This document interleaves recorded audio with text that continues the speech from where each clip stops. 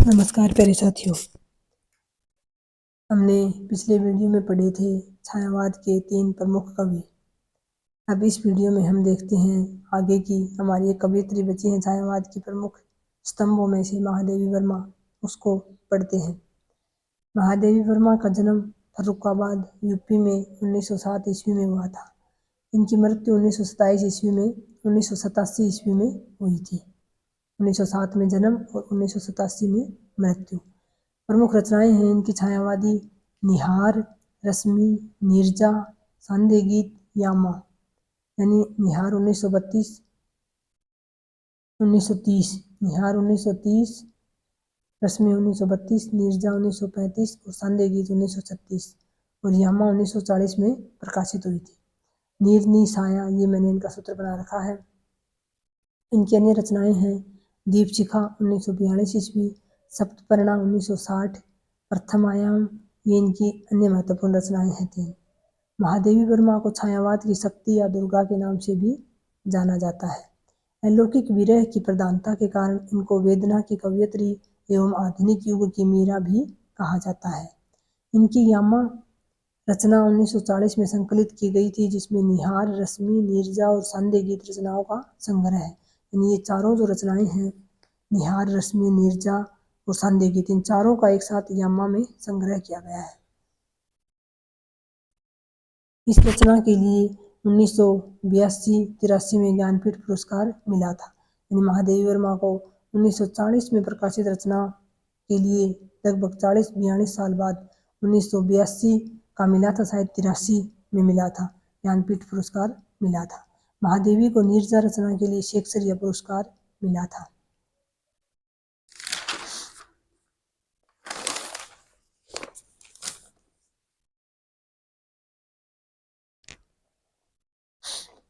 महादेवी ने साहित्यकारों की सहायता हेतु साहित्यकार संसद नामक संस्था की स्थापना की थी। महादेवी ने चांद नामक पत्रिका का संपादन किया था। महादेवी की सप्तपर्णा रचना में वैदिक साहित्य की विषय वस्तु का उल्लेख किया गया है। निराला ने महादेवी को साहित्य की विशाल मंदिर की सरस्वती कहा है। निराला जी ने महादेवी वर्मा को कहा है कि साहित्य का जो विशाल मंदिर है उसकी सरस्वती। महादेवी मात्र 7 वर्ष की आयु में लेखन करने लगी थी। इन्होंने लगभग 236 कविताएं या गीत लिखे थे।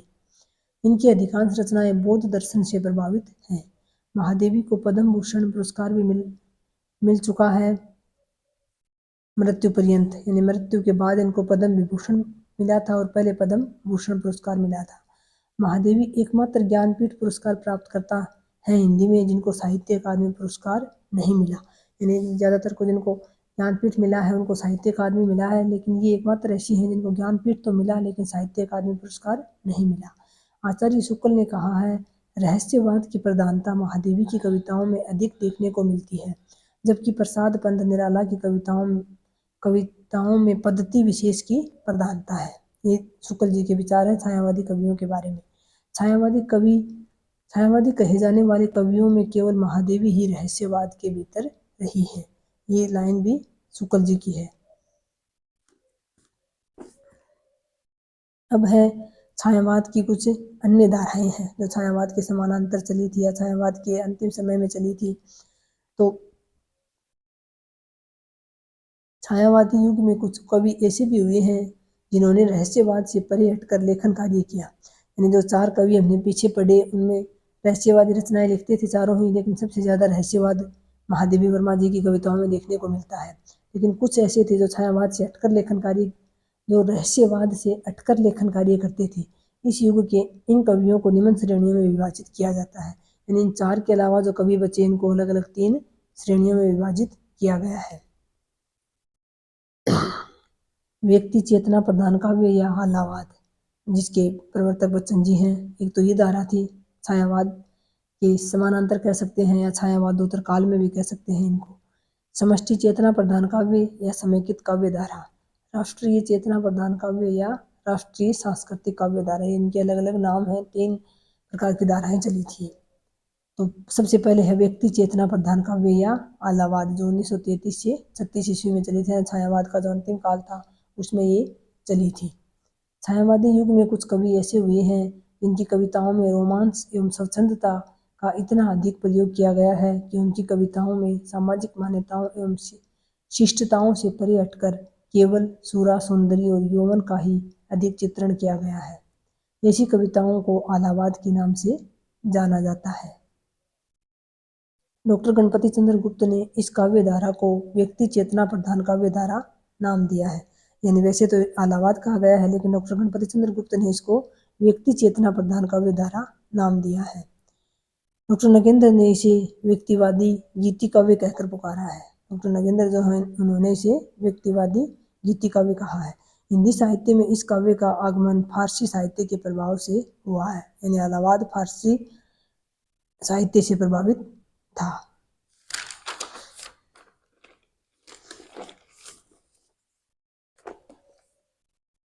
इस काव्य धारा के प्रमुख कवि हैं। ये मैंने दो रचनाओं के नाम लिख रखे हैं। एक जैसी रचनाएं हैं मधुकर्ण भगवती चरण वर्मा की है और मधुलिका रामेश्वर शुक्ल अंचल की रचना है। ये मैंने एक जैसी रचनाएं हैं इसलिए इनका नाम लिख रखा है। तो जो आलावाद है या व्यक्ति चेतना प्रधान काव्य है उसके प्रमुख कवि हैं भगवती चरण वर्मा, हरिवंश राय बच्चन, नरेंद्र शर्मा, आर.सी. प्रसाद सिंह और रामेश्वर शुक्ल अंचल। ये यहाँ एक सूत्र बना रखा है इस प्रकार का इसका। भगवती के बच्चे नरेंद्र ने आर.सी. का अंचल पकड़ा। हरिवंश राय बच्चन है हिंदी का वायरन कहा जाता है इनको। जन्म हुआ इनका 1907 ईस्वी में, मृत्यु हुई 2003 में। इनका जन्म स्थान है इलाहाबाद यूपी। इनकी प्रमुख रचनाएं हैं खयाम की मधुशाला 1935, मधुशाला 1935, मधुबाला 1936, मधुकलश 1937, निशा निमंत्रण, एकांत संगीत, आकुल अंतर, मिलन यामिनी, बंगाल का अकाल, सोहम, हंस, आरती और अंगारे, चार खेमे 64 खुट्टे, त्रिभंगिमा, सूत की माला, खादी के फूल। बच्चन को आलावाद का प्रवर्तक माना जाता है। यानी बच्चन जी को आलावाद का प्रवर्तक कवि माना जाता है। बच्चन को आत्मानुभूति का कवि, अक्षयी रोमांच का कवि और प्रबंध शिरोमणि के नाम से भी जाना जाता है। प्रबंध शिरोमणि मतलब जनता का कवि। तो आत्मानुभूति का कवि, अक्षयी रोमांच का कवि और प्रबंध शिरोमणि के नाम से भी जाना जाता है हरिवंश राय बच्चन को। बच्चन ने अपनी काव्य यात्रा पायोनियर पत्र के संवाददाता के रूप में आरंभ की थी। बच्चन को 1968 ईस्वी में 2 चट्टानी रचना के लिए साहित्य अकादमी पुरस्कार मिला था। तो ये इतनी सी बच्चन की रचनाएं थी। प्रमुख काव्य रचनाएं हम यहाँ पढ़ रहे हैं। बाकी की जो इनकी रचनाएं हैं गद्य की, उनको हम जो अलग अलग विधा पढ़ेंगे उसमें पढ़ने को मिलेंगे हमें अलग अलग। यहाँ सिर्फ हम काव्य रचनाएं हैं इनकी पढ़ रहे हैं। अगले कवि हैं भगवती चरण वर्मा। जन्म 1903 ईस्वी, जन्म स्थान है सफीपुर, उन्नाव, यूपी। इनकी प्रमुख रचनाएं हैं मधुकर्ण, चित्रलेखा, प्रेम संगीत, मानव, रंगों से मोह, सविनय और एक नाराज कविता। इनकी मानव और रंगों से मोह नामक कविता में यथार्थवाद की अभिव्यक्ति मिलती है। इनकी मानव रचना में शोषण के विरोध के कारण इस रचना को प्रगतिवाद से प्रभावित माना जाता है। यानी शोषण से विरोध देखने को मिलता है तो ऐसी रचनाएं प्रगतिवाद में मानी जाती हैं। तो प्रगतिवाद से प्रभावित रचना मानी जाती है। भगवती चरण वर्मा को नियतिवादी कवि भी कहा जाता है। इनकी कविताओं में मस्ती, आवेश और अहम की अभिव्यक्ति पाई जाती है। हम दीवानों की क्या हस्ती है, आज यहाँ कल वहाँ चले, ये इनकी एक प्रमुख पंक्ति है। भगवती चरण वर्मा को 1961 ईस्वी में भूले बिसरे चित्र नामक उपन्यास के लिए साहित्य अकादमी पुरस्कार दिया गया था। इनकी गद्य की रचना है भूले बिसरे चित्र। इनका उपन्यास है जिसके लिए इनको साहित्य अकादमी पुरस्कार मिला था।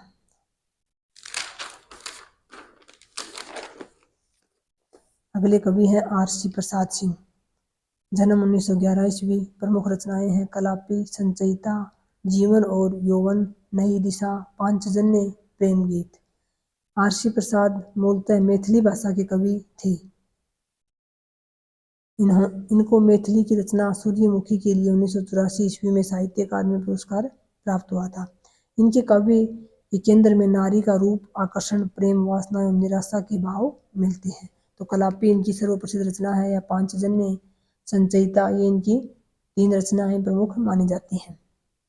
और बाकी कभी कोई रचना इनकी शायद ही परीक्षा में पूछी गई हो लेकिन फिर भी ये अलाहाबाद के कवियों में शामिल हैं।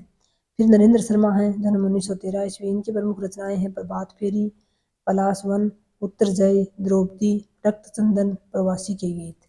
इन्होंने अपनी रचनाओं में सामाजिक यथार्थ का चित्रण करते हुए सामाजिक विसंगतियों के विरोध में विद्रोह की भावना प्रकट की है। इनकी द्रौपदी रचना एक खंड काव्य माना जाता है। इन्होंने अपनी उत्तरजय रचना को गाथा काव्य कहा है। तो इनकी प्रभात फेरी, प्रवासी के गीत, ये रचनाएं प्रमुख हैं। द्रौपदी भी इनकी प्रमुख रचना मानी जाती है। अगले कवि हैं रामेश्वर शुक्ल अंचल। इनका जन्म 1915 ईस्वी में हुआ था। इनकी प्रमुख रचनाएं हैं मधुलिका, अपराजिता, किरण बेला, लाल चुनर, वर्षांत के बादल और विराम चिन्ह।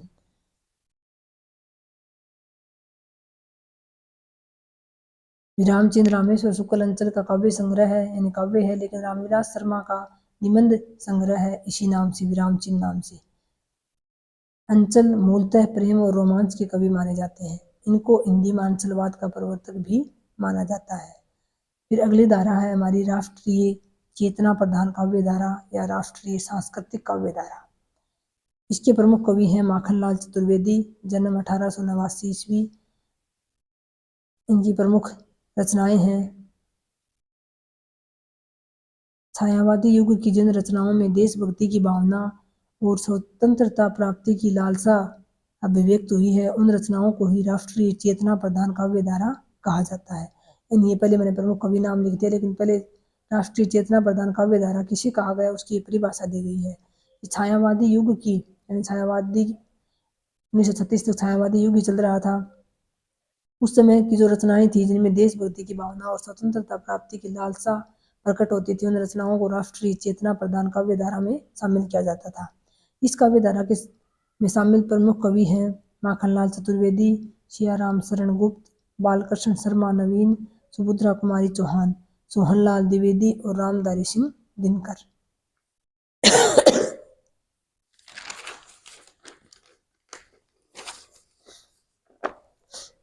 पहले है माखनलाल चतुर्वेदी, जन्म 1889 ईस्वी। जन्म स्थान ग्राम बबई, जिला होशंगाबाद, यूपी।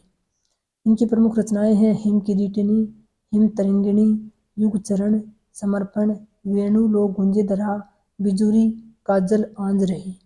तो हिम किरीटिनी और हिम तरिंगिणी इनकी प्रमुख रचनाएं हैं दो। तो ये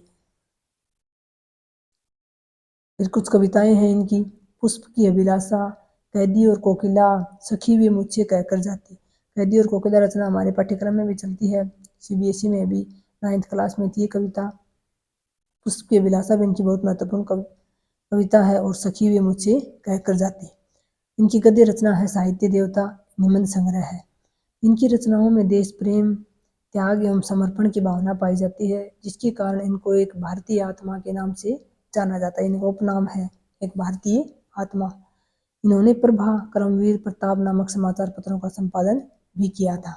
प्रभा, कर्मवीर और प्रताप 3 समाचार पत्रों का इन्होंने संपादन किया था। इनके कर्मवीर पत्र में राष्ट्रीयता की भावना अत्यधिक पाई जाती थी, इसीलिए इसे राष्ट्रीय जागरण का अग्रदूत भी कहा जाता था।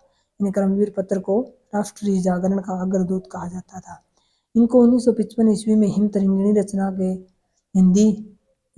रचना के लिए हिंदी साहित्य का प्रथम साहित्य अकादमी पुरस्कार मिला था। तो हिंदी साहित्य का प्रथम साहित्य अकादमी पुरस्कार तो हिम तरिंगिणी रचना के लिए इनको मिला था। और साहित्य हिंदी का प्रथम ज्ञानपीठ पुरस्कार किसको मिला था और किस रचना के लिए मिला था, ये हमने अभी पिछले वीडियो में पढ़ा था। आप इसका उत्तर कमेंट बॉक्स में लिखिए कि हिंदी का प्रथम ज्ञानपीठ पुरस्कार कब और किसको किस रचना के लिए मिला था। इनकी संपूर्ण रचना माखनलाल चतुर्वेदी रचनावली के नाम से 10 खंडों में प्रकाशित की गई है। चतुर्वेदी स्वामी रामतीर्थ, माधवराव सप्रे व सैयद अमीर अली मीर से प्रभावित थे। माखनलाल चतुर्वेदी को पद्म भूषण पुरस्कार भी मिल चुका है।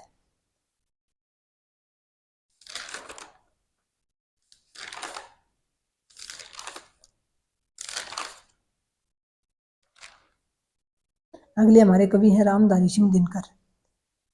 इनका जन्म हुआ था 1908 ईस्वी में। जन्म स्थान सिमरिया, मुंगेर, बिहार। इनकी प्रमुख रचनाएं हैं रेणुका, ओंकार, रसवंती द्वंद्व, गीत सामधेनु, कुरुक्षेत्र 1946 ईस्वी में, यशोधरा, धूप और धुआं, इतिहास के आंसू और रश्मि रथी, और उर्वशी 1961 ईस्वी में, परशुराम की प्रतीक्षा, आर्य को हरिनाम, वट पीपल। यहाँ ये परशुराम की प्रतीक्षा भी मिलती है और कई जगह इसका नाम परशुराम की प्रतिज्ञा भी मिलता है। ये आप ध्यान रखें, कंफ्यूज ना हो, लेकिन है ये एक ही। कुरुक्षेत्र दिनकर के द्वारा रचित सर्वश्रेष्ठ प्रबंधात्मक रचना है, जिसका विभाजन 7 सर्गों में किया गया है। कुरुक्षेत्र इनकी सर्वाधिक प्रसिद्ध सर्वश्रेष्ठ रचना है प्रबंधात्मक, जो 7 सर्गों में विभाजित है। कुरुक्षेत्र मूलतः महाभारत के भीष्म युधिष्ठिर संवाद पर आधारित है, यानी भीष्म और युधिष्ठिर के बीच जो संवाद हुआ था उस पर आधारित है। दिनकर ने कुरुक्षेत्र को द्वितीय विश्व युद्ध की विभीषिका से प्रेरित होकर लिखा था। कुरुक्षेत्र रचना इन्होंने द्वितीय विश्व युद्ध का जो तांडव देखा था इन्होंने, उससे प्रभावित होकर इसको लिखा था। उर्वशी रचना के लिए 1972 ईस्वी में ज्ञानपीठ पुरस्कार प्राप्त हुआ था रामधारी सिंह दिनकर जी को।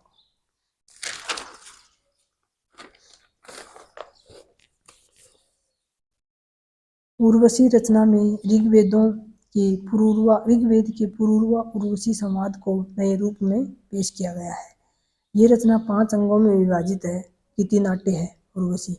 दिनकर को 1959 ईस्वी में संस्कृति के 4 अध्याय रचना के लिए साहित्य अकादमी पुरस्कार मिला था। ये रचना भी इनकी महत्वपूर्ण है। दिनकर को राष्ट्रीयता की भावना के कारण दूसरा राष्ट्र कवि भी कहा जाता है। प्रथम राष्ट्र कवि आप सभी को पता ही है किसे कहा जाता है। अपने ओजपूर्ण शैली के कारण दिनकर को अनल कवि व युगचारण के नाम से भी जाना जाता है। अनल कवि यानी आग के कवि, ओजपूर्ण शैली के कारण कहा जाता है। इनकी सामधेनी रचना सामवेद के मंत्रों पर आधारित है। ये मंत्र यज्ञ में अग्नि प्रज्वलित करते समय उच्चारित किए जाते थे। इस रचना में नवयुवकों को स्वाधीनता यज्ञ में आहुति देने की अपील की गई है। दिनकर को पद्म भूषण पुरस्कार भी मिल चुका है। दिनकर राज्यसभा के सदस्य भी रह चुके हैं। तो ये थे हमारे राष्ट्रीय चेतना प्रदान काव्य धारा के कवि 2, और इसके अलावा इनके 2 कवि और रह गए, उसको साथियों हम अगले वीडियो में करेंगे। और बाकी जो एक और धारा रह गई है हमारी इसी में समष्टि चेतना प्रदान काव्य धारा, उसको भी हम अगले वीडियो में करेंगे। एक वीडियो और आएगा, उसके बाद हमारा प्रगतिवाद शुरू हो जाएगा। तो आप सभी साथियों का बहुत बहुत धन्यवाद वीडियो देखने के लिए, और ऐसे ही अपना लगातार तैयारी आप जारी रखिए। जय हिंद, जय भारत।